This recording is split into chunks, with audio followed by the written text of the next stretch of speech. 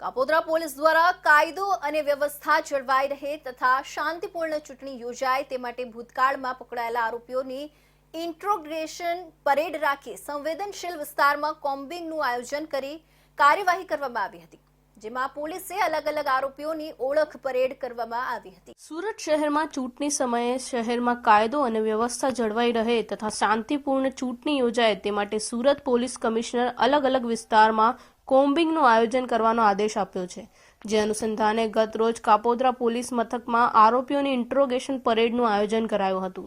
જેમાં કાપોદ્રા પોલીસ મથકે નોંધાયેલા હિસ્ટ્રી શૂટર, ટપોરી, શરીર સંબંધિત ગુનામાં પકડાયેલા આરોપી, બુટલેગર્સ, ગેસ રિફિલિંગમાં પકડાયેલા, હથિયારબંધી જાહેરનામામાં હેઠળ પકડાયેલા, રાયોટિંગ, દબાણ વિભાગ પરના હુમલામાં પકડાયેલા આરોપીઓને તથા વારંવાર ગુનો આચરતા આરોપીઓને કાપોદ્રા પોલીસ મથકે લાવી સ્થાનિક તમામ પોલીસની રૂબરૂ ઇન્ટ્રોગેશન પરેડનું આયોજન કરવામાં આવ્યું હતું,